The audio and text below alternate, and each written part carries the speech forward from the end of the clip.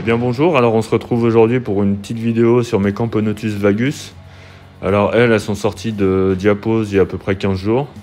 Donc je les ai sorties parce que j'avais vu qu'il commençait à y avoir pas mal de petites larves. Donc la reine avait répondu pendant la diapause.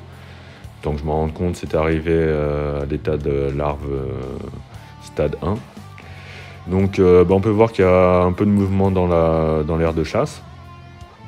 Elles ont repris l'habitude de gigoter pas mal. Donc toujours une grosse partie qui reste dans le nid et puis une petite partie qui va dans l'aire de chasse et qui court dans tous les sens. Donc là on peut voir le nid, toujours un nid sec. Donc ça c'est un avantage chez cette espèce-là. Et puis bon, les espèces xérophiles, j'aime bien les nids secs parce qu'au moins il n'y a pas de problème d'humidité, de moisie, de bazar, de tout ça quoi. Donc là, on peut voir l'aire de chasse. Donc je vais leur donner un peu de liquide sucré. Donc là, c'est... ah ouais, j'ai fait... Oui, si, j'avais changé. Là, c'est un... Donc il y a sirop d'agave, sirop d'érable, un peu de miel bio, où dedans il y a de la gelée royale. Et en plus, je leur ai rajouté... Alors, je ne sais pas si c'est bien ou pas. Je leur ai rajouté de la... Vous savez, de la nourriture pour grillons en poudre. Donc j'ai lu dedans, il y a l'air d'y avoir pas mal de vitamines, de protéines et tout. Donc je me suis dit, je vais en rajouter un petit peu dans le sirop, dans le liquide sucré pour voir ce que ça donne. Elles ont l'air de bien apprécier. Puis les autres fondations aussi, en fait, les autres colonies aussi, d'autres espèces, ont l'air de bien apprécier. Donc là, j'ai fait un petit accéléré histoire de montrer comment ça gigote. Là, je leur donne un grillon et un verre de farine. Donc je leur donne à peu près ça 2 fois par semaine, on va dire. Les liquides sucrés, je change tous les jours et des insectes, je leur donne 2 fois par semaine. Pour l'instant, après, peut-être que j'en donnerai plus souvent, je sais pas. Je pense que 2 fois, là, elles ont le temps de bien s'amuser. Elles aiment beaucoup les verres de farine. Elles sont toujours dessus. Dès qu'il y en a un, elles y vont plus facilement que le grillon. Bon là, vu que ça faisait quelques jours que j'en avais pas donné, elles ont sauté directement sur le grillon, histoire de me faire mentir. Excusez-moi, ne vous inquiétez pas, c'est pas le coronavirus, hein. Et puis bon, ça se transmet pas par vidéo.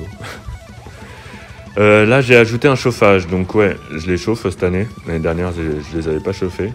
Donc là, j'aurais rajouté un petit tapis chauffant derrière le nid, donc en biais, histoire que ça fasse un petit gradient de température à l'intérieur. Donc on peut voir qu'elles sont surtout au niveau du chauffage. Au début, quand j'avais mis le chauffage, la plupart s'étaient barrés du nid, elles avaient été dans le tuyau. Donc je me suis dit, elles n'en veulent pas. Et en fait, en insistant un peu, elles y sont retournées. Et voilà, pas de problème. Donc là, on peut voir des belles trophalaxies. Les Camponotus font beaucoup de trophalaxies. Donc la trophalaxie, pour ceux qui ne savent pas, c'est l'échange de nourriture d'une fourmi à l'autre. Une nourriture qu'elles avalent donc dans l'aire de chasse, qu'elles gardent dans leur jabot social, donc à l'intérieur de l'abdomen. Et en fait, qu'elles peuvent ramener au nid comme ça, tout ça. Donc voilà. Donc là, on peut voir qu'il y a pas mal de couvains. Voilà, je vais faire un petit gros plan. Donc la reine, là ce coup-ci, j'ai pas réussi à avoir la gine, donc elle doit être là dans la petite masse de fourmis. Là. Donc on peut voir un petit peu de couvain en dessous, donc c'est des larves. Là, tout le couvain est au même stade.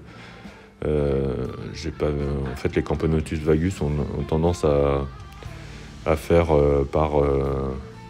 par génération. En fait, là, une fois que ceux-là vont naître, la reine va sûrement répondre pour en faire d'autres.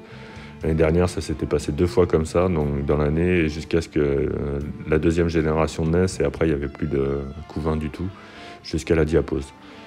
Donc voilà. Donc je vous remercie d'avoir regardé cette vidéo.